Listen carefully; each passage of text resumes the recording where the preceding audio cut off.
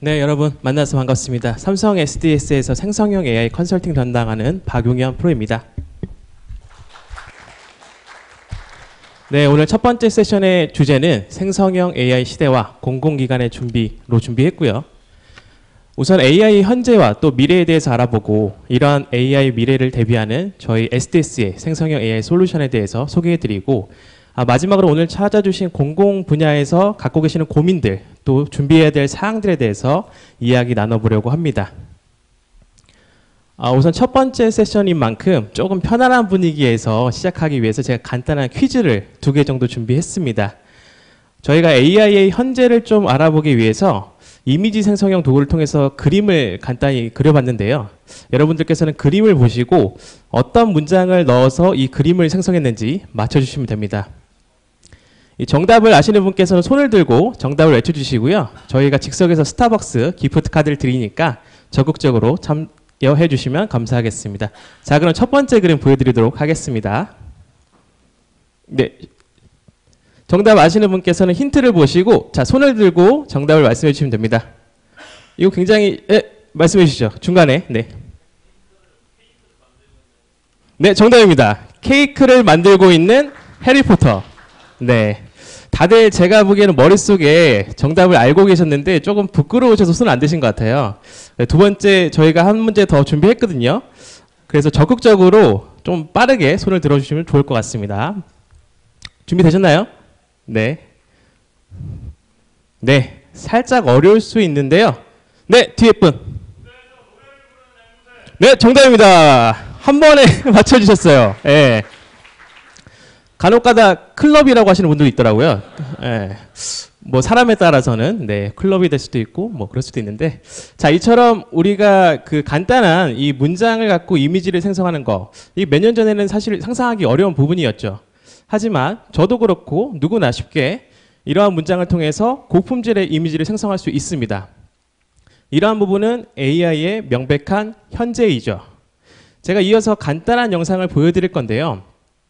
이미 몇몇 분들은 보셨을 수도 있지만 저도 얼마 전에 보고 좀 감명을 많이 받았습니다.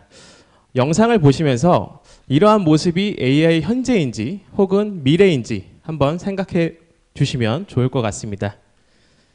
자, 영상을 한번 보여드리도록 하겠습니다. Hey, figure one, what do you see right now? I see a red apple on a plate in the center of the table, a drying rack with cups and a plate, and you standing nearby with your hand on the table. Great, can I have something to eat? Sure thing.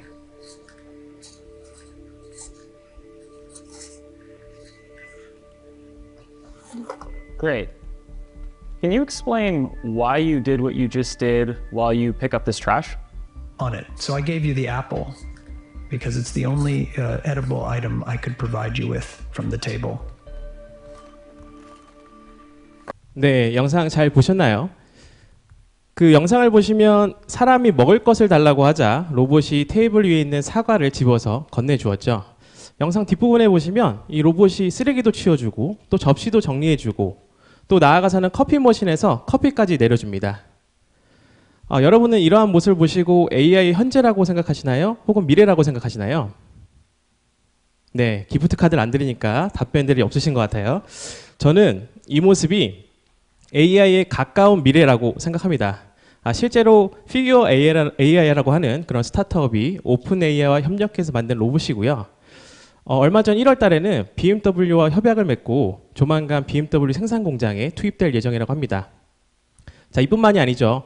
테슬라에서 만드는 휴머노이드 로봇인 옵티머스가 작년 말에 2세대 모델을 발표했고요. 이 3년 내에는 $20,000 수준으로 상용화 계획을 갖고 있다고 합니다. $20,000라고 하면은 우리 각 가정에 지금 자동차 한 대씩 있듯이 가까운 미래에는 이러한 휴머노이드 로봇을 하나씩 보유하게 될 것 같습니다. 자, 이처럼 AI의 발전 속도는 매우 빠르게 다가오고 있습니다. 현재까지의 AI는 네로우 AI라고 해서 특정 영역에 한해서 사람의 업무를 도와줬다고 하면은 앞으로의 AI는 이 제너럴 AI라고 해서 인간 수준의 지식 능력을 갖고 사람이 할 수 있는 모든 일을 대신해 줄 수 있다고 합니다. 그리고 그러한 시기가 5년 내에 다가올 것이라고 하죠. 작년 말에 빌 게이츠가 이런 얘기를 했습니다. AI가 컴퓨터를 사용하는 방식을 완전히 바꿔놓을 것이다. 여러분 업무하실 때 뭘 사용하시죠? 컴퓨터를 사용하시죠? 저도 이 발표자를 만들 때 컴퓨터를 사용했듯이 이 컴퓨터를 사용하는 방식을 바꾼다는 의미는 결국은 일을 하는 방식을 바꾼다. 이 말과 같을 것 같습니다. 그러면 AI를 통해서 일하는 방식은 어떻게 변화가 될까요? 우리 앞선 영상을 한번 생각해 볼까요? 사람이 말을 통해서 먹을 것 좀 줘 라고 했고 이 로봇, 즉 AI가 이 사람의 말을 이해하고 테이블 위에서 유일하게 먹을 것이 사과라는 것을 직접 판단을 하고 심지어 그것을 집어서 건네주는 그런 행동까지 스스로 했죠. 우리 공공기관에는 어떻게 접목할 수 있을까요? 만약 제가 AI한테 보고서 작성 좀 해줘 라고 말을 하면은 자 AI는 공공기관에 있는 행정 시스템이나 혹은 공공 데이터들을 활용하거나 필요하면 외부에 있는 정보를 가져다가 레포트를 만들어서 주겠죠. 나아가서는 가까운 미래에는 제가 아니라 이 휴머노이드 로봇이 나와서 발표까지 대신할 수 있을 것 같습니다. 자, 컴퓨터를 사용하는 방식에 있어서의 가장 큰 변화는 기존에는 우리가 커맨드를 입력하거나 마우스를 클릭하는 이런 GUI 방식의 인터페이스였다면 앞으로는 사람이 말을 통해서 이 랭귀지 기반의 인터페이스로 변화하게 될 것 같습니다.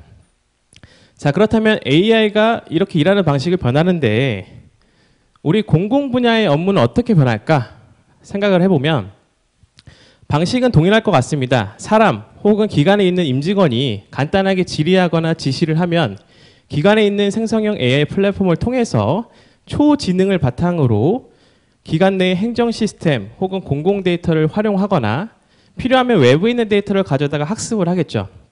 이러한 것들을 기반으로 공공 업무나 서비스 영역까지도 확장해서 스스로 실행을 할 겁니다.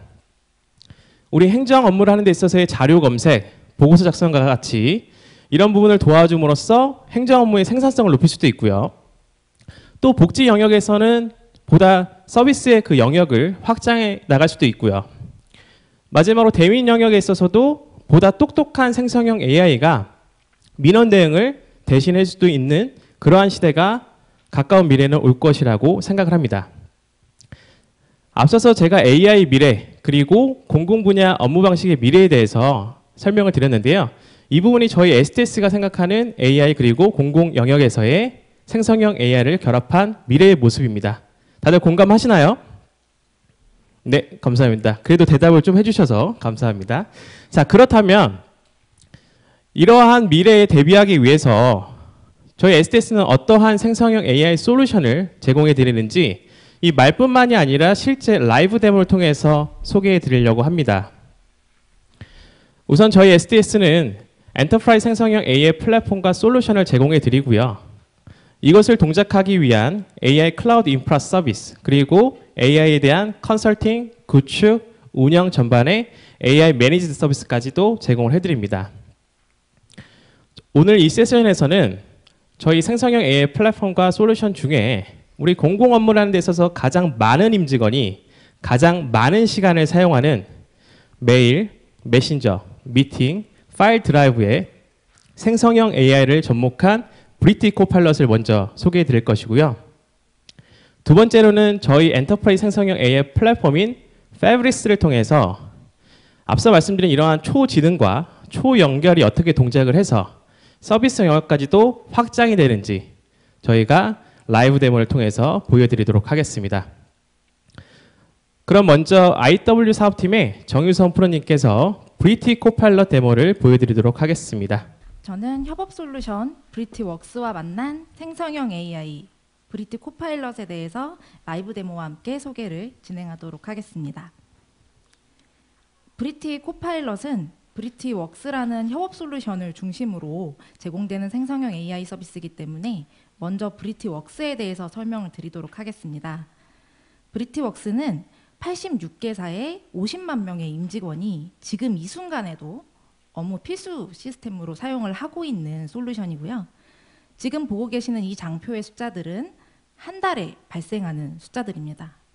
이렇게 많은 숫자들을 안정적으로 사용자들이 사용할 수 있도록 30년간의 운영 노하우를 기반으로 브리티웍스 서비스를 삼성 SDS가 제공을 하고 있습니다. 브리티웍스는 메일, 결제, 메신저, 미팅, 드라이브로 구성이 되어 있고요. 이 솔루션들은 개별적으로도 사용할 수 있지만 유기적으로도 연계가 되어 있기 때문에 사용자들이 업무 최적화돼서 사용할 수가 있습니다. 예를 들면 본인이 수신으로 받은 메일에서 조금 더 구체적으로 협의를 하고자 할 때 한 번의 클릭으로 메일의 수신자들과 함께 메신저를 개설해서 대화를 이어나갈 수가 있고, 또 대화 중에 온라인 미팅으로 소통을 하고 싶을 때에는 마찬가지로 한 번의 클릭으로 해당 멤버들과 바로 온라인 미팅에 참석해서 회의를 이어나가실 수가 있습니다.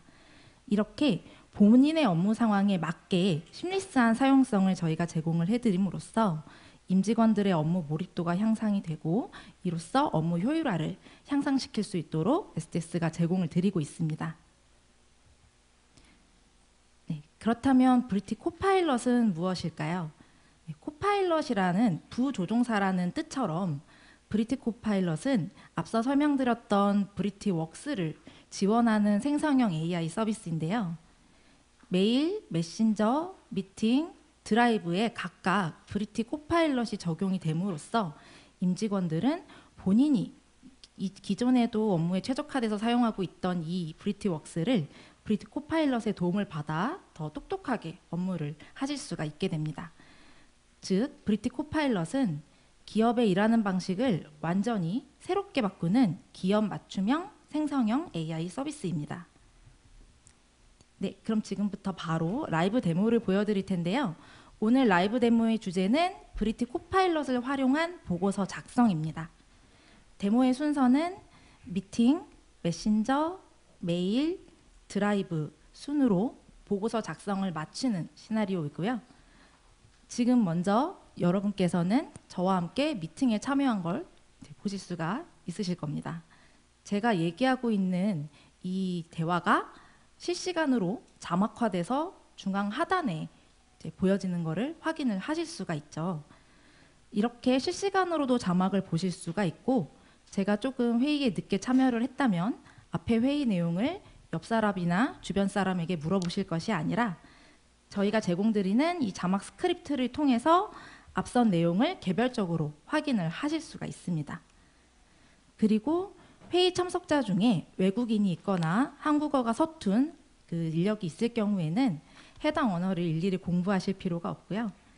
해당 언어를 클릭을 해서 지금 제가 얘기하고 있는 한국어와 제가 배려하고 싶은 해당 국가의 언어를 같이 제공을 함으로써 이렇게 한 번에 스크립트에서 확인을 하실 수 있습니다. 그래서 굳이 통역사를 섭외하시거나 언어를 배우시면서 공수를 들이실 필요 없이 원활한 소통을 이어나가실 수가 있습니다. 그리고 회의가 장시간 이루어지는 경우에는 이 회의 내용이 제대로 진행이 되고 있는지, 혹은 오늘 다뤄야 되는 내용이 제대로 짚어졌는지에 대해서 혼란스러웠을 때가 있는데, 이때에는 본인이 혼자 복귀하시는 것보다는 코파일럿의 도움을 받으시면 됩니다. 그래서 브리티 미팅에서 제공드리는 코파일럿을 이렇게 클릭을 하시고 지금까지 회의 내용을 요약해줘 라고 생성 요청을 바로 하시면 되겠습니다. 요청을 하시고 저는 다시 회의에 임하시면 되고요. 브리티 코파일럿이 정리해주는 이 회의 내용을 확인을 하시면 되겠습니다. 지금 이 회의가 앞에 내용이 별로 오래되지 않았기 때문에 지금 주요 내용이 많이 나오진 않았지만, 주요 내용이 많이 나온다면 이 안에서도 다시 한번 요약해달라고 코파일럿에게 요청을 할 수가 있고요. 또 요약된 내용에서도 추천 프롬프트가 이렇게 제공이 되는 것을 확인하실 수가 있습니다. 만약 이 회의에 참석하지 않은 미참석자가 저에게 지금까지의 회의 내용을 좀 공유해달라고 요청을 받은 경우에는 제가 그분에게 메신저나 편한 어떤 커뮤니케이션 툴로 직접 타이핑을 해서 공유를 드릴 수도 있지만, 이렇게 코파일럿이 요약해준 내용을 간단하게 복사해서 메신저로 보낼 수도 있습니다. 그래서 저는 이 회의에 참석하지 않은 참석자에게 이렇게 간단하게 메신저로 보내보겠습니다. 네. 그리고 여기까지 한 걸 보니 오늘의 회의 내용은 어느 정도 다뤄진 것 같아서 저는 회의를 종료해 보겠고요. 회의를 종료하면서 저희가 보통 느끼는 감정이 눈이 마주치면 나더러 회의록 쓰라고 하겠구나 일 텐데 그러실 필요 없이 회의가 종료되면 자동으로 회의록이 작성돼서 회의 주최자에게 보내질 거고 그 부분은 제가 이따가 설명을 드리도록 하겠습니다. 우선 저는 회의를 종료하겠습니다.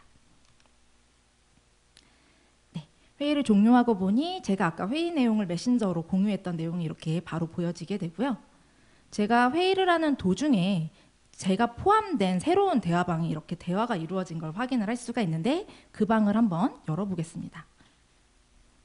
이렇게 보시면 대화 내용이 이렇게 쭉 있고 저한테 뭐라고 또 업무 요청이 온 것 같은데 제가 눈으로 확인을 해서 앞에 내용을 확인할 수도 있지만 저는 역시 코파일럿에게 대화 내용을 요약해달라고 요청을 해보겠습니다. 그래서 이렇게 대화를 요약해보고 코파일럿이 확인해준 내용을 보니 제가 해야 될 내용이 어떤 것들인지 한눈에 파악이 되고요. 네, 저는 여기에서 이 내용대로 한번 필요한 정보를 찾아보겠습니다. 먼저 이 대화 내용이 조금 더 첨언을 하게끔 저는 외부 지식 정보를 검색을 해서 이 방에 공유하고 싶은데 여태까지는 외부 지식 정보를 공유하기 위해서 리서치를 위한 어떤 시스템으로 이동을 하거나 혹은 구글과 같은 어떤 웹사이트를 이동을 한다거나 해서 이동을 하고 찾은 후에 검색하고 그 결과 값을 복사해서 붙여넣는 행위로 업무를 진행을 하고 있으셨을 텐데 그러실 필요 없이 코파일럿에서 정보 검색하기를 누르시고 본인이 필요한 찾고자 하는 키워드를 입력하신 후에 바로 생성 요청을 하시면 제가 일일이 찾아다닐 수고할 필요 없이 코파일럿이 이렇게 해당 정보를 찾아주게 되고 이 내용이 제가 찾는 정보와 일치한다고 판단이 되시는 경우에는 이렇게 편리하게 드래그 앤 드롭으로 대화방에 있는 멤버들에게 공유를 하실 수가 있습니다. 그리고 외부에 있는 정보가 아니라 내가 가지고 있는, 내가 소유하고 있는 나의 사내 문서 시스템에 있는 문서에서 정보를 찾고자 하실 때에는 마찬가지로 코파일럿에서 파일 검색하기를 누르고 내가 필요한 키워드를 입력을 해서 제가 갖고 있는 문서 중에 이 키워드가 포함되어 있는 문서를 찾아달라고 이렇게 요청을 하시면 되겠습니다. 네, 그러면 제가 보유하고 있는 이 키워드가 포함되어 있는 문서 중에 최신 순으로 이렇게 보여지는 걸 확인할 수가 있고요. 제가 찾고자 했던 문서를 클릭을 해서 열어서 확인을 하실 수도 있지만 열지 않고 저는 코파일럿을 통해서 파일 요약을 해서 확인을 하겠습니다.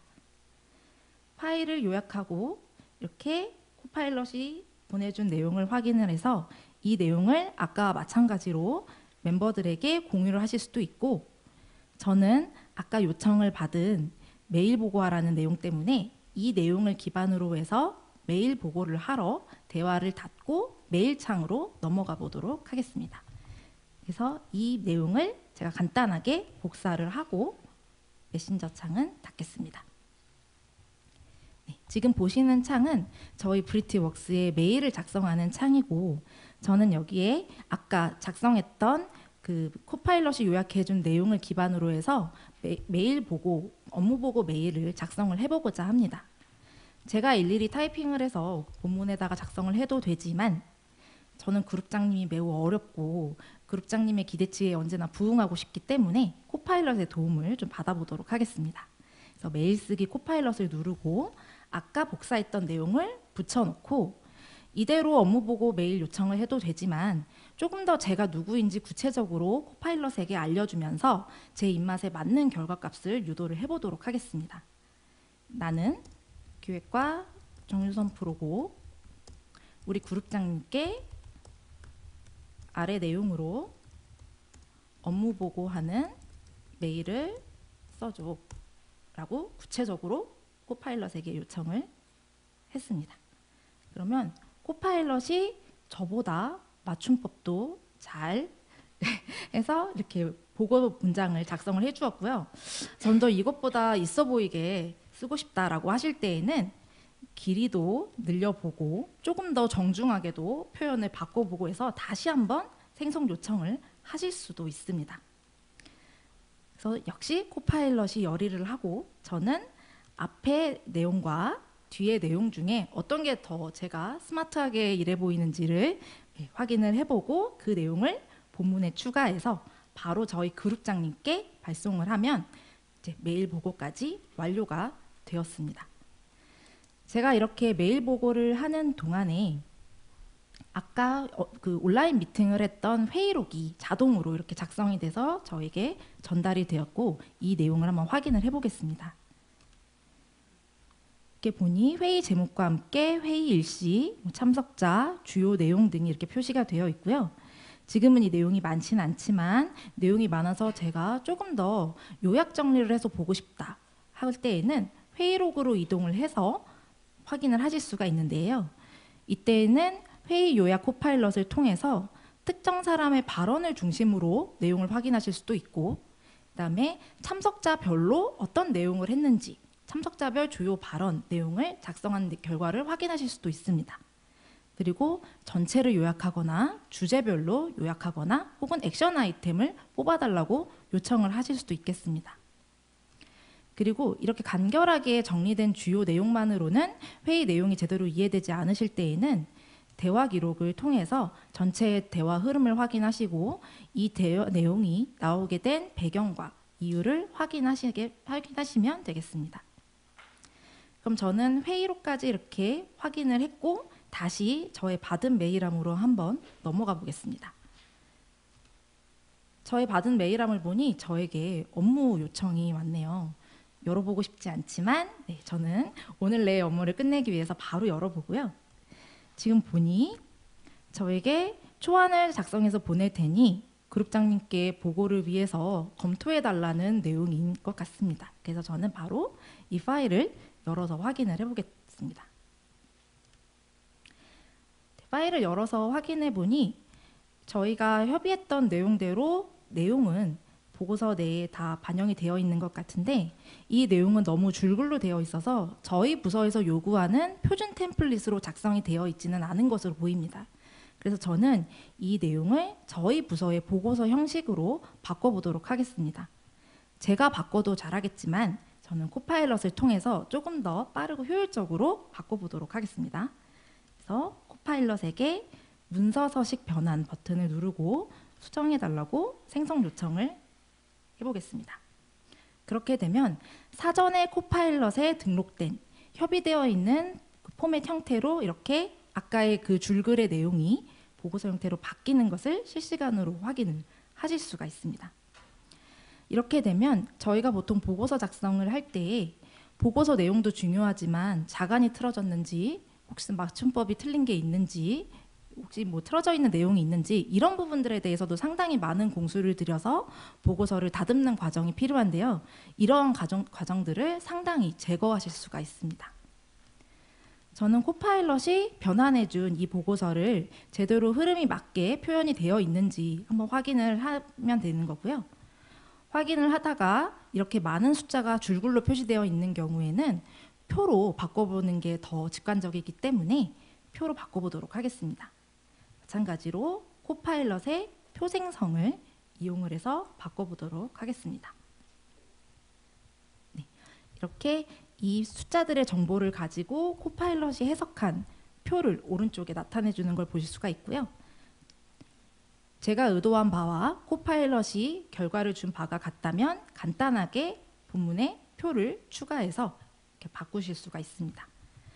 이렇게 되면 저는 제가 일일이 작성하는 것보다 훨씬 더 효과적이고 효율적으로 보고서 업무를 완료를 했고, 이 내용을 저희 사내 문서 시스템인 드라이브에 저장을 하게 되면 저희 업무 유관자 분들께서 제가 작성한 보고서를 바로 확인하실 수 있는 결과로 이어지게 됩니다. 그럼으로써 저의 보고서 업무도 완료가 되는 겁니다. 그래서 여기까지 실제 저희 업무에 적용하고 있는 라이브 데모를 보여드렸고요. 브리티 코파일럿에 대해서 세 가지로 좀 정리를 해보도록 하겠습니다. 첫 번째로는 저희는 아까 그 데모에서 보신 것처럼 그 심리스한 사용성을 제공을 드리고 있기 때문에 본인이 업무의 목적에 맞게 최적화된 사용성 기반으로 브리티웍스와 브리티 코파일럿을 이용하실 수가 있습니다. 두 번째로는 실시간 자막과 스크립트에서 보신 것처럼 화상회의를 진행하실 때 굉장히 정확도가 높은 한국어 정확도 기준으로 94%에 달하는 정확도 높은 실시간 자막을 기반으로 해서 명확하게 커뮤니케이션을 하실 수 있도록 제공을 드리고 있습니다. 마지막으로 세 번째는 국가 기밀 정보라든가 민감 정보에 대해서는 사전에 키워드 필터링을 보호를 함으로써 임직원들이 해당 키워드를 통해서 외부 지식 정보를 검색을 한다거나 외부에 유출이 된다거나 외부로의 학습을 유도하는 일이 없도록 안전하게 생성형 AI를 이용하실 수 있도록 보안 관리를 제공하고 있습니다. 저희 SDS는 이미 브리티 코파일럿을 시범 사용을 작년부터 하고 있는데요. 브리티 코파일럿을 통해서 업무 혁신 효과를 볼 수가 있었습니다. 회의 내용을 요약하거나 메일을 확인하고 작성하거나 이런 저희가 일반적으로 하루에도 몇 번이나 하고 있는 이러한 업무 루틴의 행위들이 기존에 2시간이 걸리던 것이 30분으로 기존에 3분이 걸리던 것이 1분으로 이렇게 업무 시간이 엄청난 업무 시간의 절감 효과가 있는 것을 확인을 했고 이를 1000명 규모의 기업으로 환산을 해본다면 연간 43억 원의 절감 효과가 있는 것으로 저희가 조사를 해볼 수가 있었습니다. 그래서 저희 브리티 코파일럿과 브리티 웍스를 만나심으로써 이런 업무에 대한 이런 비용 절감 효과와 업무의 효율화 두 마리 토끼를 다 잡으실 수 있는 기회를 저희가 제시해 드릴 수 있도록 다음에 만나 뵙기를 바라면서 소개를 마치도록 하겠습니다. 감사합니다. 그러니까 제가 어떤 부연 설명을 할 필요는 없을 것 같고요. 아까 말씀해 주신 것처럼 실제 이 브리티 코파일럿은 저희 회사에 적용해서 사용하고 있습니다. 저도 많이 쓰고 있는데 특히 저 같은 경우는 그 각종 미팅을 할 때 제가 말하는 부분에 대한 인식률이 워낙에 좋다 보니까 별도로 회의록을 작성할 필요가 없습니다. 아까 인식률 94% 이상이라고 하셨는데 제가 체감하기로는 그보다 더 높은 인식률을 갖고 있는 것 같고요. 제가 다른 그 회사의 STT 솔루션들도 많이 써봤는데 이러한 인식률에 대한 부분은 어떻게 보면 저희 SDS만의 차별점이고 좀 경쟁력이다라고 말씀드릴 수 있을 것 같습니다. 두 번째로 제가 공공기관 고객분들 만나 뵈면은 이렇게 질문하세요. 우리 기존에 쓰던 그룹웨어 있는데 요 브리티 코파일럿 쓰려면 브리티 웍스 같이 구매해야 되나요? 라고 하시는데요. 기본적으로 저희가 이제 브리티 웍스라는 그룹웨어와 이 코파일럿을 같이 결합해서 좀 심리스한 시너지를 내기 위해서 패키지로 판매하는 것은 맞습니다. 다만 이 공공기관의 상황에 따라서 뭐 미팅이라던가 메신저라던가 이렇게 개별 단독 상품으로도 판매가 가능하니까 적절하게 고민하셔서 선택 활용하시면 좋을 것 같습니다. 자, 그러면 제가 두 번째 그 데모도 있다고 말씀을 드렸는데요. 저희 SDS의 엔터프라이즈 생성형 AI 플랫폼인 패브릭스에 대해서 제네이아 사업팀의 황지우 그룹장께서 데모 시연해드리도록 하겠습니다. 이제 방금 들으셨던 브리티 코파일에 대해서 많이 궁금증 해소되셨을 것 같긴 한데 패브릭스에 대해서도 같이 한번 설명드리도록 하겠습니다.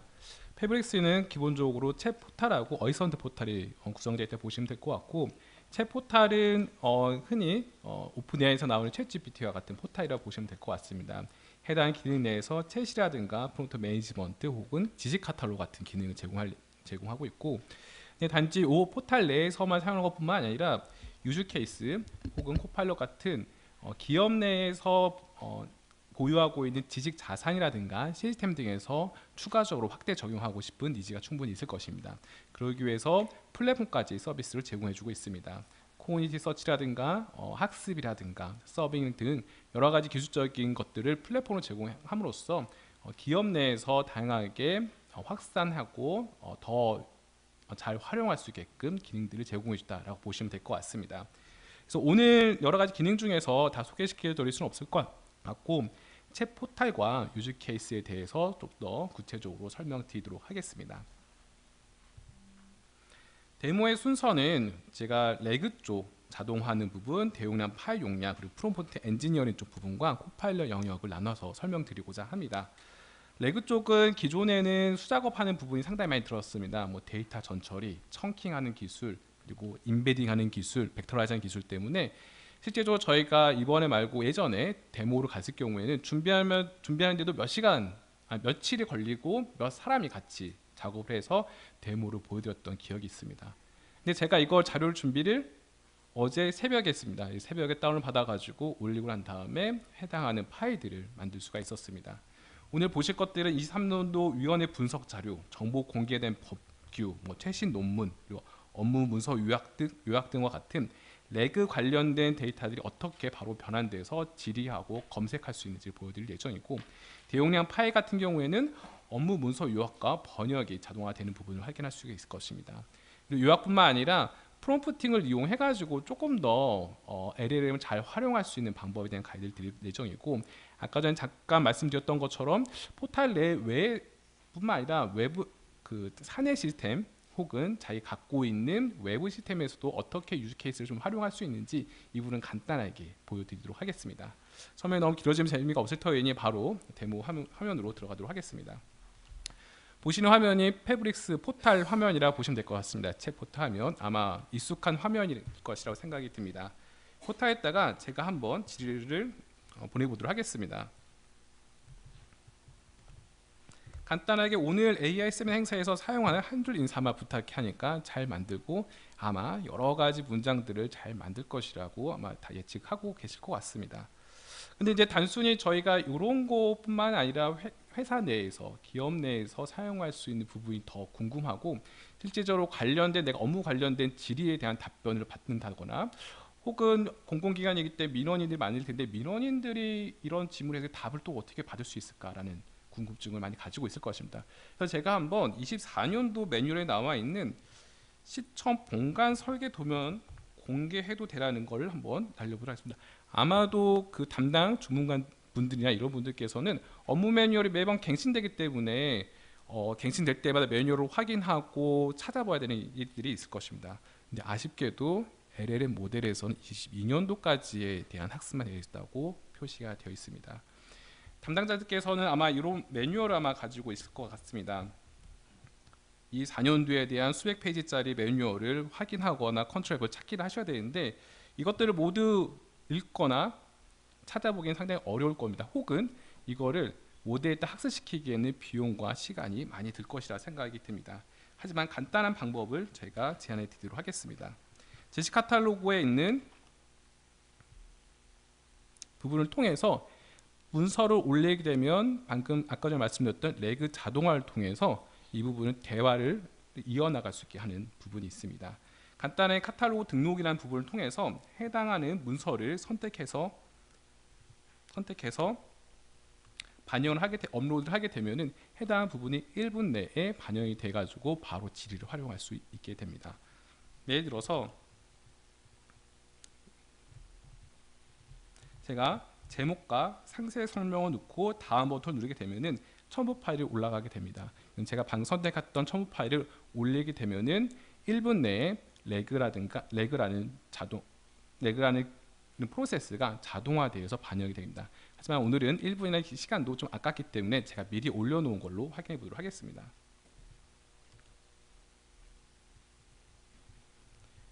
반영을 하게 되면 밑에 있는 카탈로그에 아래와 같이 보시는 것처럼 레그를 선택할 수가 있습니다. 24년도 정보 공개 매뉴얼을 한번 선택해 보도록 하겠습니다. 그리고 대화를 지식 기반 대화로 변경을 해보고 한번 신청 본관 설계 도면에 대해서 공개로 되는지 다시 한번 질의를 해보도록 하겠습니다. 그러면 지식 기반 설계 도면이라는 답변 생성합니다라는 말이 나오면서 해당하는 문서를 바로 분석을 해가지고 답변을 받게끔 되어 있습니다. 잠깐 그 문서를 한번 어디서 추출되었는지 확인해 보도록 하겠습니다. 네, 수백 페이지에 있는 자료 중에서 해당하는 부분을 표를 끌고 와가지고 답변한 모습을 확인할 수가 있을 것입니다.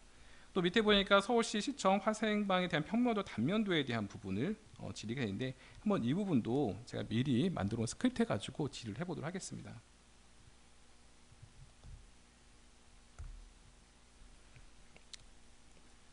제가 서울시 시청사 화생방 대비시설 평면도 공개도 돼? 라고 물어보니까 역시 답변 출처와 함께 해당하는 질문을 잘 정확하게 대답하는 것을 볼 수가 있습니다. 아까 전에 말씀드린 것처럼 제가 이거를 별도 작업한 것이 아니라 단지 파일을 업로드한 후에 질의를 하게 되니까 바로 정확한 답변을 나오는 것을 확인할 수가 있을 것입니다. 또 이거는 업무 매뉴얼로서 그 담당자 업무 하시는 분들께서 바로바로 업무에 대한 문의를 할 수가 있겠지만은 사용자 민원이라든가 여러 가지 일반 공공기관을 대하시는 분들은 홈페이지에서 법규를 좀 확인해야 될 때도 있을 것 같습니다. 저 같은 경우도 선량한 서울 시민으로서 법을 별로 이렇게 찾아보고 한 적은 없었는데 딱 한 번 있습니다. 전세보증금을 못 받은 적, 그래서 어떻게 지원할 수 있을지 찾을 때 여러 가지 문서를 찾을 때 너무 어려웠던 적이 기억을 하고 있습니다.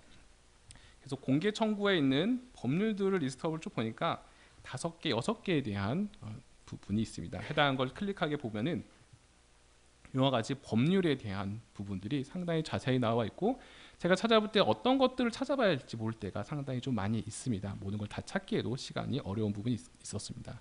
제가 어제 새벽에 작업하면서 하나 일단은 시스템으로 URL을 연결할 수 있지만은 오늘은 파일 업로드하는 부분을 알려주기 위해서 여기에 있는 파일을 다운을 받아 해당하는 것과 같이 첨부 파일로 일단을 받았습니다. 첨부 파일을 받아가지고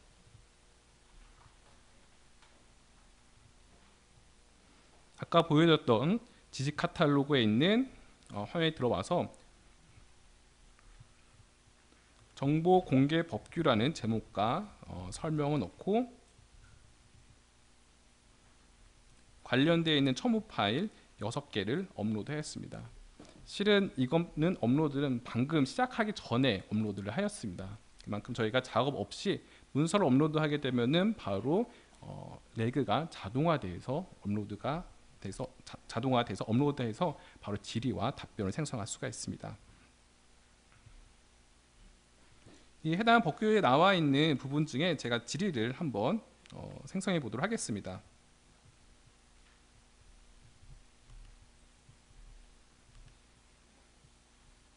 정보 공개 관련 법규를 선택한 후에 이런 질의를 저는 나오면서 제가 국가 유공자로서 어떤 서울시에 대한 수수료를 내는지에 대한 질의를 한번 입력해 보도록 하겠습니다.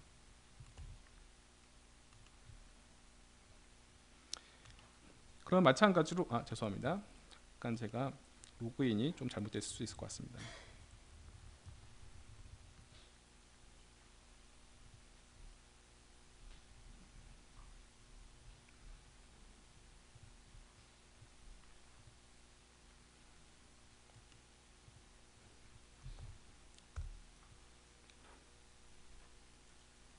네, 잘 나옵니다. 고가 유증자도 수수료를 내도 돼라고 질의를 하니까 해당하는 것은 서울특별시 수수료 징수 조례 6조에서 지불할 필요가 없다고 나오고 있습니다.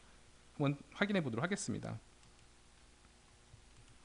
해당하는 아까 저 웹페이지에 제가 다운로드 워드 파일을 보니까 국가 유공자는 증명했을 경우에는 수수료를 징수하지 않는다라고 나오고 있습니다.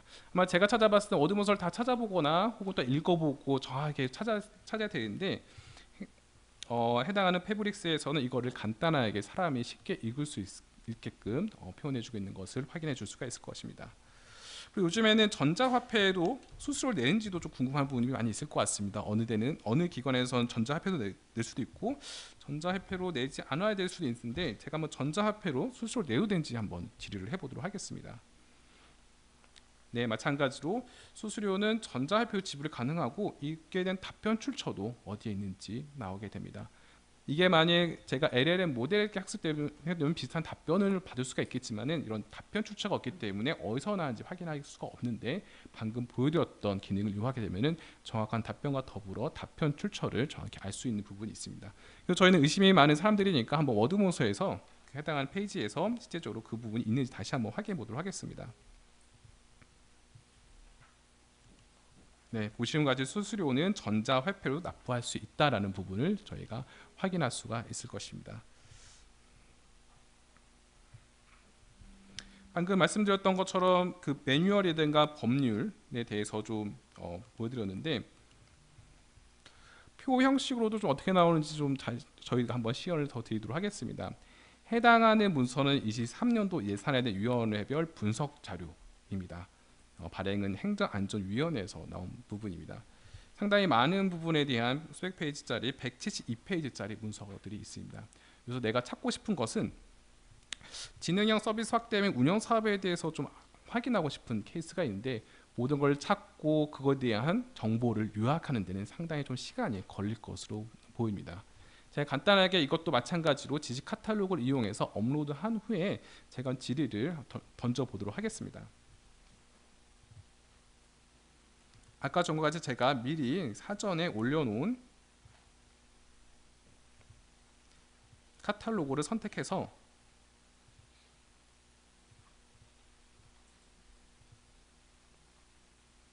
마우스 클릭이 좀 잘 안되는 부분이 있었습니다.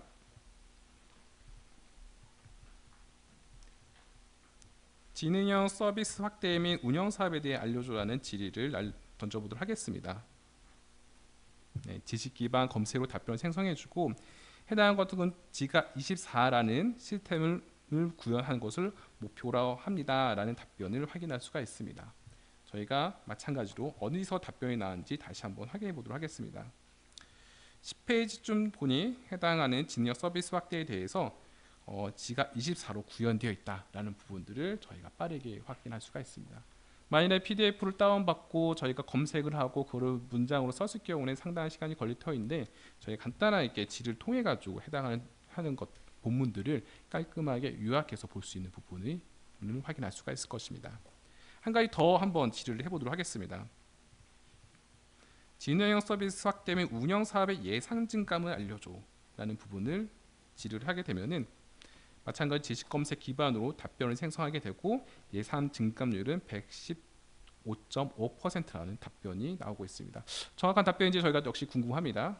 답변 추출 통해서 확인할 수 있겠지만 저희는 직접 한번 확인해 보도록 하겠습니다.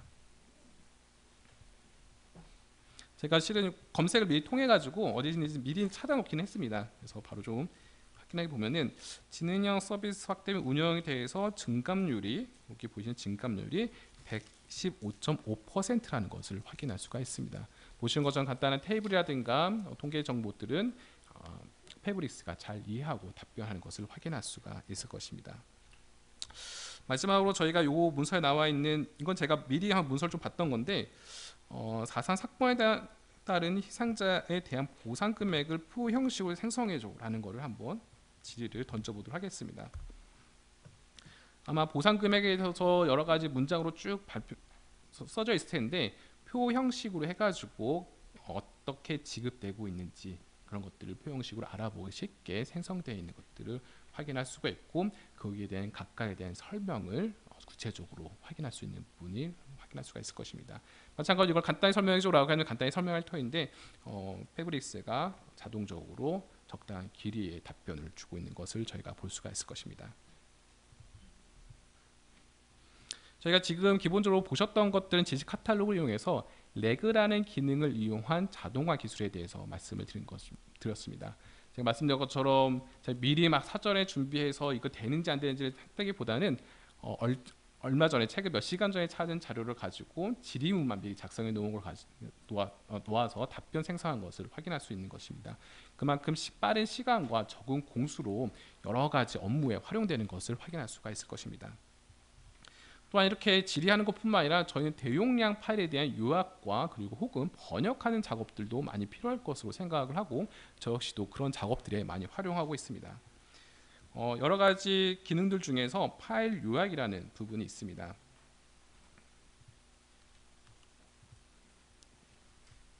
해당하는 PDF를 잠깐 열어보면 SDS에 나온 생성 기업의 시작이라는 레포트 부분이 있습니다.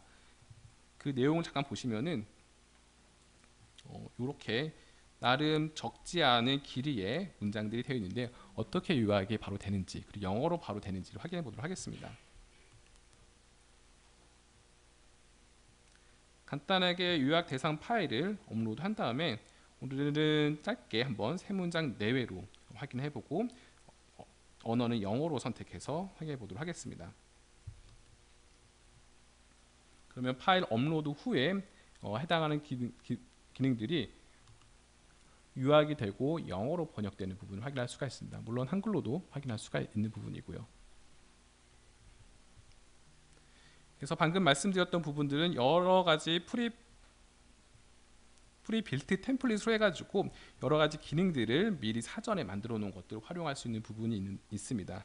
그런데 대부분의 원하시는 것들은 또 나만의 원하는 이런 템플릿을 미리 만들어 놔서 프롬프트 엔진을 만들어 놔서 업무에 활용하고 싶은 부분들이 많이 있을 것으로 생각이 듭니다. 제가 템플릿을 간단하게 만드는 방법에 대해서 설명 한번 드려보도록 하겠습니다. 프롬프트 스튜디오는 중급자 이상의 것을 클릭을 하시게 되면은 이와 같이 프롬프트 스튜디오 작성하는 화면이 나오게 됩니다. 어떤 부분을 저게 만들까 생각을 해보니까 아마 오늘 행사 끝나시면은 팀장님이라든가 윗분들한테 보고서를 또 작성해야 될 것 같은 생각이 좀 들으셔서 제가 보고서 작성하는 방법을 한번 보여드리도록 하겠습니다. 그래서 제목은 보고서 만들기라는 걸로 제가 만들고 미리 제가 좀 사전에 만들어 놓은 텍스트로 한번 만들어 보도록 하겠습니다. 그래서 보고 대상자, 그리고 보고 내용, 그리고 보고 결과를 어떤 식으로 했으면 좋겠지, 그리고 보고 스타일, 그리고 보고 길이에 대해서 미리 제가 만들어 놓았습니다. 그리고 보고 여기에 있는 그 중괄호 같은 경우 저희가 변수라고 불러서 내가 원하는 값들을 만들 수 있게끔 해주는 기능이라고 보시면 될 것 같습니다. 그리고 이 정보를 바탕으로 보고서를 만들 줘라고 입력을 해보도록 하겠습니다. 그리고 보고 대상 이런 것들은 짧은 문장이니까 한 줄 입력으로 하도록 하고, 보고 내용은 내용이 길 것으로 예상이 되니 여러 줄 입력으로 한번 바꿔보도록 하겠습니다. 그리고 내용이 다 되었으면은 등록 버튼 눌러서 바로 한번 확인해 보도록 하겠습니다. 그러면은 방금 내가 만든 템플릿인 보고서 만들기라는 부분이 생성이 되어 있고, 해당하는 쪽에다가 제가 내용들을 한번 입력해 보도록 하겠습니다.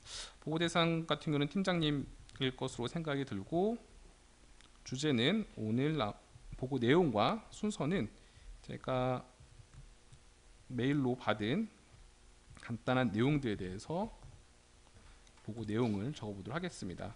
오늘 주제는 디지털 정보를 위한 생성 AI 활용화 데이터 전략 플랫폼이고, 오늘 순서들을 1번부터 8번까지 해서 기념품 배포까지 있으니 기념품 배포도 꼭 가져가시고요. 네, 그래서 보고 내용에 기념품 배포까지 넣었습니다. 그리고 보고 결과는 이런 식으로 좀 넣었으면 좋겠습니다. 생성 AI 시대와 공공기관을 준비할 수 있었다라는 부분으로 좀 넣어달라고 한번 제가 만들도록 하겠습니다. 언제나 보고서 결과물 만드는 게 가장 저는 어렵더라고요. 그래서 이 보고 결과를 어떻게 했으면 좋겠는지를 적고, 그리고 형식을 갖춘 보고서를 만드는데 단지 조금 미래 지향적으로 좀 만들어 달라라는 부분을 좀 쓰도록 하겠습니다. 그리고 오늘은 시간이 없으니까 10줄 내외로 보고서를 좀 짧게 한번 만들어 달라고 해보도록 하겠습니다. 네, 그러면은 보고서가 팀장님께라는 그 부분을 통해서 어떤 내용을 가지고 진행했는지라는 부분이 나오고 있습니다. 그리고 마지막으로 설문 작성과 완료 기록을 수령했다는 부분이 나오는데, 원래는 의도는 안 나왔으면 좋겠는데 나와서 여러분께서 몰래 가져가기 좀 어려울 것 같긴 합니다. 그래서 보고서 쓰실 때 팩트대로 잘 쓰시면 좋을 것 같습니다. 그리고 이런 형식으로 계속 보고서를 좀 만들거나 활용할 수가 있으실 거고, 간단하게 만드는 방법을 잠깐 소개시켜 드리도록 하겠습니다. 요거는 뭐 그냥 아주 업무 중에 뭐 개인적인 업무로 보시면 안 되겠지만 그냥 이건 재미 삼아서 여행 일정 만들기라는 폼트를 만들어 보도록 하겠습니다. 그래서 제가 얼마 전에 여행을 갔는데 저도 이런저런 여행 스케줄 어떻게 잡지라는 부분을 일단 고민이 좀 있었습니다. 그래서 여행지, 그리고 일정 며칠 동안 간 일정을 추천해줘, 그리고 조건은 어떤 여행이 좋겠고 동행자는 누구랑 갈 거야 라는 부분입니다. 그래서 여행 일정을 클릭을 하고, 저는 가고 싶은 데가 요즘에 파리로 한번 가고 싶고 한 이틀 동안 머물고 싶은 부분이 있습니다. 그리고 파리에 있는 미술관으로 여행해서 좋겠어. 그리고 저는 가족과 함께 한번 가는 일정을 만들어 달라고 해보도록 하겠습니다. 네, 보시는 것처럼 이제 파리에 가는 일정들이 나오게 되고, 제가 이거를 보여드렸던 이유는 제가 가족들과 여행 갈 때 파리를 이틀 머물까 3일 머물까 라는 고민을 하면서 얼마나 있어야 되지 라는 생각이 많이 있었습니다. 그래서 3일 동안 혹은 하루 동안 바꿔가면서 이런 변수들 여러 가지를 바꿔가면서 이렇게 좀 테스트해보고 저렇게 테스트해볼 수 있는 걸 보여드리기 위해서 지금 해봤고, 가족과 함께도 갈 수 있지만은 저희는 또 팀장님과 한번 갈 거야 라고 한번 질의를 날려보게 되면은 팀장님과 미술 좋아하는데 같이 가자고 말씀을 하시네요. 어쨌든 이런 식으로 여러 가지 변수들을 자유롭게 이용하면서 답변을 얻을 수 있는 기능 또한 제공하고 있습니다. 그리고 지금 보여줬던 것은 포탈 내에서 활용할 수 있는 기능들을 보여드렸는데 플랫폼을 이용해 가지고 활용할 수 있는 방법에 대해서 잠깐 설명을 드리도록 하겠습니다.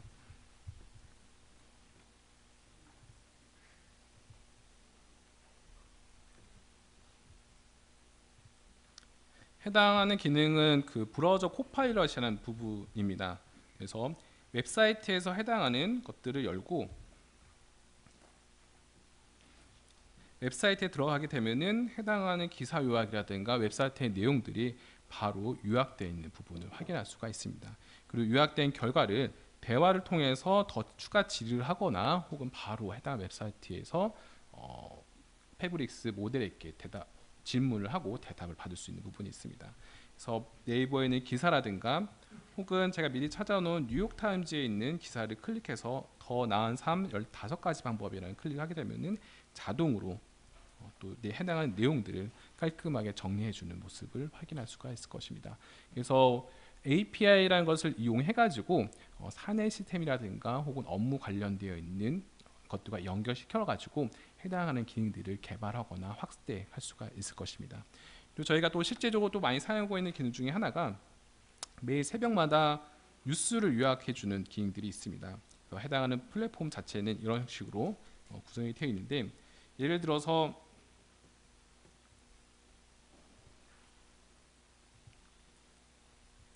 이런 식으로 조선일보 같은 데서 이런 형식으로 신문이 생성이 되려면은 OCR이라는 기능과 같이 이용해서 해당하는 신문에 있는 텍스트를 읽고 LLM이 해당하는 문서를 이해한 후에 요약해서 원하는 포맷으로 변경해 주게 됩니다. 해당하는 문서를 새 작업이란 곳에다가 업로드 후에 한 30초 정도 후에 되게 되면은 다운로드를 받을 수 있게끔 되어 있습니다. 다운로드를 받게 되면은 저희가 미리 요청해 놓은 요약 형식처럼 내 손안에 AI라는 부분으로 해가지고 정리돼서 된 기사 요약문을 확인할 수가 있게 됩니다. 그래서 여기서 드리고자 싶은 말씀은 포탈뿐만 아니라 플랫폼의 기능을 이용해서 제가 회사 내에서 기업 내에서 여러 가지 시스템들과 엮여서 LLM을 활용할 수 있다는 부분을 말씀드리고자 합니다. 이상으로 데모를 시연을 마치도록 하고 패브릭스 같은 경우에는 자체 LLM을 통해서 제공해주는 부분과 그리고 할루시네이션이 레그 기술에서 최소화시켰다라는 부분 그리고 현재 이 서비스는 약 10만 명 이상이 현재도 사용하고 있습니다. 한국뿐만 아니라 글로벌리하게 사용하고 있다는 부분과 여러 가지 유즈 케이스를 다양하게 확보하고 있다는 부분을 다시 한번 강조를 드리면서 이상으로 발표를 마치도록 하겠습니다. 앞서서 제가 말씀드린 것처럼 이러한 것들을 보여주기 위해서는 초지능, 초연결과 같은 것들이 동작을 해야 되고 그런 걸 위해서는 GPU 인프라부터 최적의 LLM 또 문서를 아까 전처리하고 요약하는 부분들 그다음 외부에 있는 정보들과 연계하는 것들 이런 것들이 다 모듈로서 구성이 되어 있다. 그래서 이런 모듈들을 잘 활용을 하시면 브라우저에 있는 뉴스 기사를 요약하거나 아니면 외부에 있는 기사를 크롤링해 오는 것들 이렇게 다양한 유스 케이스에 쓸 수 있는 그런 플랫폼이 이 패브릭스다라고 요약을 할 수 있을 것 같습니다. 네, 큰일입니다. 저희가 3시에 마감을 해야 되는데 아직 챕터가 남아 있어요. 네, 그래서 제가 여기 앉아가지고 표정들을 뵈니까 정말 집중을 많이 하셨는지 눈을 감고 이게 잘 듣고 계셔가지고 저희 기지개 한번 조금 피시면서 제가 한번 10분 정도 그냥 짧게 원래 15분 주셨는데 10분 코스로 해서 짧게 할 테니까 좀 집중해 주시고 끝나고 저랑 같이 여기 전문가 상담 코스에서 커피를 드시면 좋을 것 같습니다. 자, 마지막 챕터 3고요. 제가 공공기관이든 우리 민간이든 간에 이제 AI가 되게 중요하다라고 계속 말씀을 드렸습니다. 실제로 그러하냐? 우리 90% 이상의 기업이나 기관들이 이미 생성형 AI에 대한 도입 검토를 하거나 검증 중에 있습니다. 그러면 우리 공공기관 같은 경우는 그 몇 가지 고민 사항들을 갖고 계세요. 첫 번째가 유스 케이스. 이 생성형 AI라는 걸 접목할 분야는 너무 많은데 어떤 업무에 적용하는 게 가장 효과적일까라는 고민이 있고요. 이 두 번째는 시중에 좋은 업체들 많이 있는데 이런 솔루션들 어떻게 조합해서 최적의 아키텍처를 구성할까? 이런 구현 측면에 대한 고민. 마지막은 보안입니다. 공공에 있는 데이터에 대한 유출 위험은 없을지. 그래서 마지막 챕터에서는 이 각각의 고민에 대해서 답을 하면서 시작하려고 합니다. 첫 번째, 어디에 활용할 수 있지?입니다. 저희는 작년부터 수많은 삼성 관계사 또 대외 고객들 대상으로 이 상담을 하면서 유스케이스 200건 이상을 정리해놨고요. 저희 내부적으로 먼저 사용을 해야 되니까 개별 임직원들이 아까 보여드렸던 그런 솔루션들 활용해서 아이디어를 도출하시고 이 베스트 프랙티스 사례 1200건 정도를 정리해서 실제 솔루션에 접목해서 사용 중에 있습니다. 모든 유스케이스를 다 설명드리면 좋지만 대표적으로 보시면 이 내부나 외부에 있는 지식을 가져다가 질의응답하는 케이스, 우리가 흔히 RAG라고 하는 저 기술 유형을 통해서 공공기관 내부에 있는 기술 문서나 업무 매뉴얼들을 활용해서 질문하고 답변받는 가장 일반적인 형태죠. 그러나 여기서 나아가서 예를 들어 외부에 있는 특허 같은 것들을 가져와서 이걸 스스로 요약하고 또 보고서까지 만드는 보고서 작성까지도 확장해서 사용하실 수 있습니다. 두 번째는 조금 더 어려운 유스 케이스인데요. 우리 문서만 갖고 하는 것보다는 기관에 있는 레거시 시스템이나 DB에서 데이터 끌고 오고 싶어. 그랬을 때 기존에는 SQL문을 짜거나 뭐 BI 레포트 툴 같은 거 도입해서 쓰셨죠. 이제 이런 것도 생성형 AI 솔루션으로 다 가능하다라고 보시면 될 것 같고요. 코딩 지원입니다. 저희가 이제 소프트웨어를 개발하는 회사다 보니까 많은 개발자분들이 어려움을 갖고 계세요. 그랬을 때 저희가 AI 코드 어시스턴트라는 걸 통해서 나 대신에 코드 좀 작성해줘. 내가 만든 코드 좀 리뷰해줘. 이 코드에 주석 좀 달아줄래? 이런 식으로 실제 업무에 적용해서 사용하고 계십니다. 이 LLM 자체에 대한 성능이 좀 부족하다고 느끼는 경우에는 우리 회사나 우리 업종에 있는 데이터들을 추가로 학습을 시키는 파인 튜닝에 대한 니즈도 굉장히 많으신데요. 저희 고객사 중 한 분인 이 마케팅 회사 같은 경우는 지난 수년간 본인들이 작성한 광고 카피라이트 수만 건을 이 LLM에 학습시켜가지고 앞으로 생성되는 모든 제품과 이 서비스에 대한 광고 카피라이트를 생성형 AI가 작성하도록 하고 있습니다. 마지막으로 고객 서비스 영역도 기존의 채팅 방식으로 고객 서비스 하던 것을 STT, TTS 같은 기술들을 연계해서 이 생성형 AI가 이 고객 응대를 하는 쪽으로 이런 유스케이스들을 활용하고 있다라고 봐주시면 좋을 것 같고요. 몇 가지 사례를 좀 자세하게 보면, 자, 특허 동향 보고서 작성의 경우에는 우리 연구 개발자 분들이 기존에는 웹에 있는 특허 같은 것들 검색하시고 다운로드 받아서 일일이 다 읽어보셔야 되는데 시간이 좀 많이 걸리죠. 저희가 한 거는 연구 개발 계획서로부터 주요 키워드를 먼저 도출을 합니다. 그리고 이 키워드를 가지고 특허 사이트에 들어가서 해당 특허에 대한 전문을 다운받는데 이 부분은 아까 패브릭스에서 기사 크롤링 하듯이 자동으로 크롤링해 와서 가져왔고요. 30에서 한 50개 정도의 특허나 특허 논문 같은 것들을 각각 요약하거나 이 전체를 요약해서 동향 보고서를 작성해 줬습니다. 화면에서 보시는 것처럼 채팅 화면에 특허 동향 보고서 작성해 줘 라고만 하면 이렇게 보고서가 작성되는 걸 볼 수 있고요. 그래서 이제 연구개발자분들이 전체 특허 동향을 먼저 보시고 그 중에 필요한 것만 선별적으로 골라서 특허를 보시면 되니까 매우 유용하게 사용하고 계십니다. 우리 공공기관에서도 많이 쓰시는데요. 저희는 지금 현재 특정 공공기관과는 해외 전력산업에 대한 시장 동향 보고서 같이 만들고 있고요. 또 얼마 전에는 한전 KPS와 함께 이 설비 정비를 하는 데 있어서 복잡한 기술 문서들이 많은데 이런 것들을 활용해서 엔지니어 분들의 업무를 도와드린 경험을 갖고 있습니다. 오늘 참석자 중에 그 각 공공기관 연구개발자분들 많이 오셨다고 들었습니다. 연구개발 분야에 이렇게 외부에 있는 정보들을 자동으로 크롤링하고 이걸 요약하고 또 보고서 생성까지 연계해서 가져가는 시나리오를 참고하시면 좋을 것 같습니다. 자, 두 번째는 오프라인 매장에 우리 고객 응대하는 보세도 한번 적용을 해봤습니다. 전자제품 판매하는 매장에 가면 상담사분들 많이 계시잖아요. 근데 점심시간 때 가면은 이 고객들이 너무 많이 오다 보니까 일부 고객은 상담을 못 받아요. 그럼 불만이 생기고 고객 유실로까지도 이어질 수 있겠죠. 그래서 저희는 이 제품 지식, 프로모션 정보, 뭐 FAQ, 상담사 매뉴얼 같은 것들을 다 DB화하거나 아니면은 LLM한테 학습을 시켜서 이런 형태의 키오스크 기반으로 고객 응대를 한번 하도록 해봤습니다. 예를 들어서 우리 아버지 눈이 너무 안 좋으신데 이 시야에 좋고 화면이 넓은 스마트폰 추천해줘라고 하면은 적합한 제품을 추천해줄 수 있고요. 저희가 이번에 안면 인식 기능을 같이 적용을 했어요. 그래서 키오스크를 통해서 이 사용자를 판단한 다음에 뭐 예를 들어서 50대 남성이 갤럭시 워치 좀 추천해줘라고 하면은 골프 에디션을 추천해준다던가 이런 식으로 고객 맞춤형 제품 추천이 가능합니다. 이러한 모든 부분이 다 음성으로 질문하고 음성으로 답변받는 형태로 진행을 했고요. 비단 이런 민간에 있는 오프라인 매장뿐만 아니라 우리 공공에서도 많이 활용을 할 수 있습니다. 저희가 얼마 전 인천국제공항공사하고는 이 공항을 찾는 이용객들 대상으로 공항에 대한 시설 정보 혹은 이 항공사별 다른 수화물 규정 같은 것들을 이런 키오스크 형태로 안내하는 것을 직접 진행을 했고요. 또 최근에는 건강보험공단과는 이 AICC 기반의 콜센터에 이 생성형 AI를 한번 접목을 해보자라고 해서 같이 협업을 하고 있습니다. 이처럼 공공기관의 대민 서비스 영역에도 적용할 부분이 굉장히 많기 때문에 이러한 사례를 참고하셔서 한번 고민해 보시면 좋을 것 같습니다. 자, 오늘 한 200여 명의 공공기관에서 참석을 해주셨는데요. 각자가 생각하시는 유스케이스는 아마 다르실 거예요. 그래서 제가 오늘 어떤 업무에 적용하세요 라고 이렇게 말씀드릴 수는 없을 것 같고요. 다만 저희가 공공기관 내에서 이 유스케이스를 선정하시는데 기준을 한번 설명을 드리도록 하겠습니다.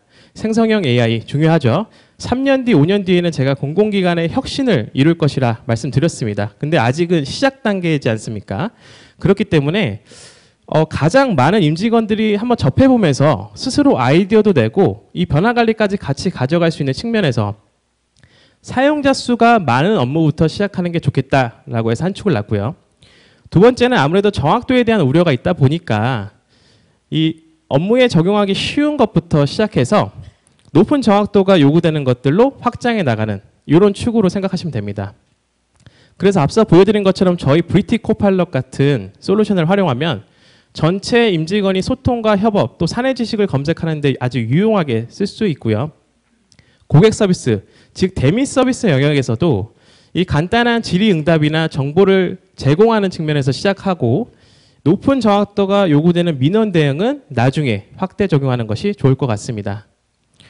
마지막으로 이제 공공기관별 특성에 따라서 코어 업무라던가 아니면 기존 시스템에 연계해서 자동화하는 관점에서 적용을 해보시면 이 행정 업무의 생산성을 높이는데 아주 큰 효과가 있을 것이라 생각합니다.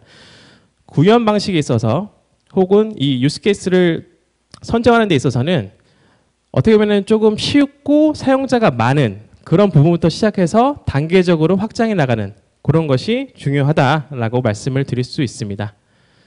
자, 두 번째 어떻게 구현하지입니다. 오늘 참석하신 분들 머릿속에는 이미 하나에서 2개 정도의 유스케이스는 다 갖고 계실 거고 이미 POC, 즉 개념 검증을 수행한 공공기관도 많이 있으실 겁니다. 화면의 왼쪽에서 보시는 것처럼 어떤 기관은 우리 그냥 챗 GPT 가져다가 이런 상용 솔루션 갖다가 간단한 질의응답 해볼래요. 포탈 하나 구현해 주세요 하는 경우도 있고요. 어떤 곳은 우리 내부에 지식하고 문서들이 너무 많아요. 이런 KMS 연계해서 쓰고 싶은데 이 보안이 중요하니까 우리 오픈소스 LLM 쓰고 싶어요 하시는 분들도 있고요. 또 어떤 분은 우리 레거 시스템 한번 직접 붙여보고 싶어요. 그리고 우리 있는 시스템에다가 코파일럿 형태로 적용해 줄 수 없어요. 근데 우리는 우리 업종을 잘 알아야 돼서 그 오픈소스를 LLM을 갖고 오더라도 파인 튜닝을 해보고 싶어요. 그리고 온프레미스에 적용하고 싶어요. 이렇게 하시는 분들도 있습니다. 자, 각각의 유스케이스별로 구현 방식이 다 다르죠. 이 각각의 유스케이스를 구현할 수 있는 시중에 좋은 업체들 많이 있습니다. 근데 이런 유스케이스들이 6개월, 1년, 3년 뒤에는 몇 개가 될까요? 아마 수십 개에서 수백 개 정도로 확장될 것 같습니다. 그랬을 때는 이렇게 단건의 SI성 개발보다는 플랫폼, 즉 GPU 포함한 인프라, 최적의 LLM, 각종 문서나 레거 시스템에 연결하는 부분들, 그리고 사용자 단의 포탈, 챗 서비스, 그 다음에 시스템에 접목하는 코파일럿 형태까지도 포함된 이 플랫폼 형태로 구현하는 것이 좋다. 이러한 사상을 담은 것이 아까 보여드렸던 저희 패브릭스라는 그런 플랫폼이다라고 말씀드릴 수 있겠습니다. 자, 마지막은 보안입니다. 우리 내부에 있는 임직원이 실수로 LLM한테 중요한 정보에 대해서 질문하면 어떡하지? 아니면 이 LLM이 우리 공공에 있는 데이터 갖고 학습하는 거 아니야? 혹은 우리 공격당해가지고 데이터 탈취당하면 어떻게? 이런 인프라에 대한 고민도 있으시죠? 우선 첫 번째 그 고민에 대해서는 저희 솔루션 자체가 대화 내용에 대한 그런 중요한 단어나 금칙어 혹은 민감 정보에 대한 필터링이 다 가능합니다. 두 번째로 이 대화 내용 자체가 다 암복화가 되기 때문에 이 첫 번째 보안에 대한 고민에 대해서는 해결이 가능합니다. 그럼에도 공공에서의 보안은 너무나 중요하죠. 제가 작년부터 한 30곳 정도의 공공기관과 부처를 만나 뵀는데요. 저한테 딱 3가지 이야기하십니다. 첫 번째, 우리 내부망이나 폐쇄망에 구현해야 돼요. 두 번째, 우리 온프레미스 자체 LLM 도입하고 싶어요. 세 번째, 우리 공공에 있는 데이터 갖고 파인 튜닝이나 활용하고 싶은데 이 데이터 외부로 유출되면 안 돼요. 이렇게 얘기하시거든요. 이만큼 공공에서의 보안은 너무나 중요하기 때문에 아마 대다수의 고객분들이 자체 LLM, 자체 인프라 이렇게 고민하고 계실 겁니다. 하지만 그럴수록 비용은 늘어나겠죠. 그래서 사실 이렇게 보안과 이 비용과의 상관관계를 잘 판단하셔서 최적의 아키텍처를 구성하시는 게 중요하고 저희 SDS에서는 어떤 형태의 서비스든 다 제공이 가능합니다. 그렇기 때문에 각 기관에서 고민하시는 부분들에 대해서 상담을 요청해 주시면 그 최적의 아키텍처 또 보안을 고려한 이런 비용 관점에서 상담을 해드리도록 하겠습니다. 자, 드디어 오늘 세션의 마지막 장표입니다. AI가 중요하다. 그리고 뭐 시중에 좋은 업체들 많이 있는데 왜 SDS랑 해야 되지? SDS는 뭐가 특별할까? 이렇게 생각하시는 분들도 계실 것 같아요. 오늘 저희가 설명드린 그 패브릭스와 브리티 코파일럿은 작년에 출시를 하고 올해 CES에 출품하고 오늘 또 라이브 데모를 보여드렸습니다. 이 단건의 유스케이스를 구축하는 회사는 매우 많습니다. 다만 저희처럼 사스형, 파스형, 또 도메인과 업종에 특화된 이런 상용화된 솔루션을 출시하는 회사는 아마 저희가 유일할 것 같습니다. 그렇기 때문에 이 솔루션 자체에 대한 기술과 기능에 대한 성능이 높고요. 그만큼 안정화되어 있다라고 말씀드릴 수 있습니다. 두 번째는 저희 삼성 자체적인 LLM뿐만 아니라 여러 가지 다양한 오픈소스에 대한 튜닝과 또 최적화 경험을 갖고 있습니다. 이 데이터에 대한 정확도, 할루시네이션에 대한 개선에 대한 기술 노하우를 갖고 있고요. 실제로 이러한 데이터 전처리나 기술적인 준비 없이 바로 생성형 AI를 도입하면 그 정확도가 50% 수준밖에 안 되는데요. 저희는 이것을 98% 수준까지도 끌어올린 기술력을 갖고 있습니다. 세 번째는 저희 삼성그룹 자체가 이 엔비디아의 대형 고객이다 보니까 GPU를 수급하는 데 장점이 있습니다. 현재 국내의 많은 업체들이 GPU 소싱에 어려움을 겪고 있는데요. 저희는 삼성이라는 이름을 통해서 엔비디아로부터 합리적인 가격에 대량의 GPU를 확보를 했고 B2B 서비스 업체로는 국내 최대의 GPU 인프라 센터를 구축하고 있고 또 이러한 인프라 서비스를 제공해 드릴 수 있는 유일한 업체라고 말씀드릴 수 있습니다. 자, 각각도 중요하고 또 각각을 잘하는 업체들도 많이 있습니다. 하지만 마지막으로 말씀드리고 싶은 거는 이 사용자 수가 지금 임직원이 1000명, 10,000명, 나중에 이제 대민 서비스까지 고려해서 10만 명의 사용자들이 매일같이 질문을 입력한다라고 생각했을 때 그 비용은 얼마나 될까요? 저희가 올해 20만 명, 연말까지 50만 명 대상으로 서비스를 계획하고 있는데요. 과거의 그런 단가 산정 방식으로 따졌을 때 이 GPU 사용량 포함해서 수십억 또 수백억까지 나오는 회사들이 있습니다. 결국은 이 운영 관점에서 TCO를 고려해서 전체 비용을 줄일 수 있는 그런 서비스를 제공할 수 있는 것이 역량이고 이를 위해서는 이 세 가지가 동시에 제공되어야지만 비용 최적화가 가능하다. 그리고 그것은 저희 SDS만이 이러한 코어 옵티마이제이션 역량을 갖고 있다라고 말씀을 드릴 수 있습니다. 자, 오늘 공공기관에서 정말 많은 분들이 참석해 주셨습니다. 각 기관에서 고민하시는 부분들에 대해서 저희 전문가 상담 부스를 이용해 주시면 저희가 적합한 유스케이스, 아키텍처, 또 보안 측면에서 답을 드리도록 하겠습니다. 긴 시간 들어주셔서 감사합니다. 네, 수고 많으셨습니다. 감사합니다.